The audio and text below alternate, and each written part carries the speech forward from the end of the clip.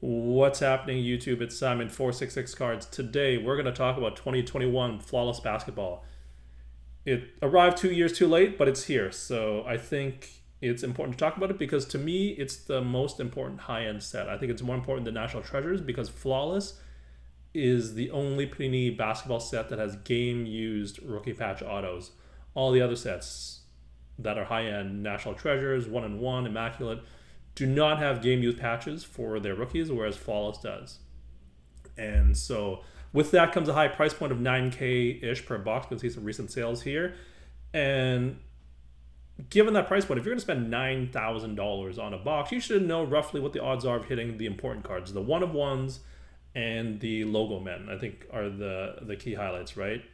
And so let's do that. It's actually possible to do that because Panini Flawless has serial numbers on all of their cards, and you can reverse engineer or back calculate those odds. So here is the checklist of the first 200 cards, which are their diamond cards. Some call them gemstone cards. You know, all the same thing, potato potato.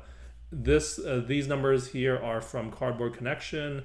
You can see here for cards 1 to 100, and then cards 101 to 200, which have a slightly different parallel breakdown.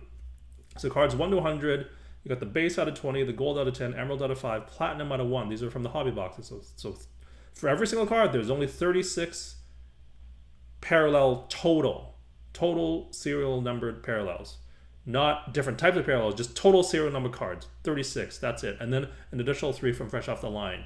For cards 101 to 200, it's even less. 6 for hobby and then 3 for fresh off the line. We know, again, for the first 100 cards, this is the breakdown. Multiply that by 100, and then do the same for the cards 101 to 200. So then you have 3,600 hobby, 300 first off the line, and then 600 for cards 101 to 200, and then 300 for first off the line. Moving right along, looking at the breakdown from Cardboard Connection, which is a great website to use if you have any questions about checklists. You'll see that each hobby box contains 1 gemstone card or diamond card, while the first off the line has 2 exclusive diamond parallels. So with that, we can do some simple math. These are the total numbers. We know that there are 4,200 diamond cards from hobby, 1 per box, and it's just simple math. 4,200 total hobby boxes.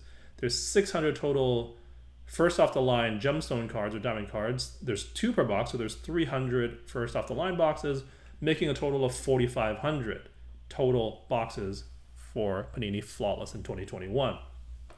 And based off of that, we can check the checklist to calculate the number of one-on-ones and the number of Logomen that we get and the odds to get them. This spreadsheet is, again, you can download this from Cardboard Connection.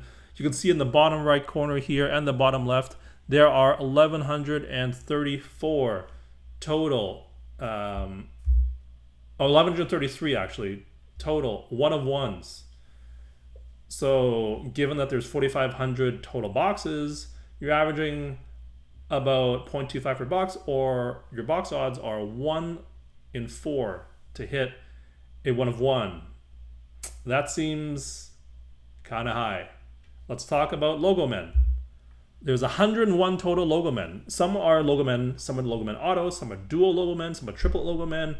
I mean, at this point, I think a year down the line, maybe there's a quad Logoman. Who knows? Maybe they'll start sticking one on the back of the cards. It's getting kind of wacky out there. Having said that, 101 divided by 4,500, so there's roughly 1 in 50 boxes. You compare those odds, like the 1 in 50 feels a little bit more palatable. 1 in 4 seems crazy to me. Basically, is that too many? If it's that easy to hit, you just buy 4 boxes. And I know just buy 4 boxes, that's $36,000. But they're watering down the one-of-ones. Is this, to me, like my concern is this the death of the one-of-one? I don't know. But maybe it's the death of one-on-one for Flawless boxes, because literally 1 in 4, you're going to get one, right? And then what does that also do to the cards that are out of 10, out of 20? When you can hit 1 in 4 that are one-of-ones, right? Does this kind of water down Panini Flawless? I don't know. I would love to hear your thoughts. I don't have a strong opinion on this one, but I don't think it bodes well for Flawless, even though I think it is the most important high end set. So let me know in the comments what you think. I'd be interested to hear your thoughts. That's it. That's the video. It's a short one today. So again, thank you for listening and watching. As we always do here, we preview the next video, and I'm going to talk about loss aversion and why that's important to sports cards. So thanks again for listening and watching.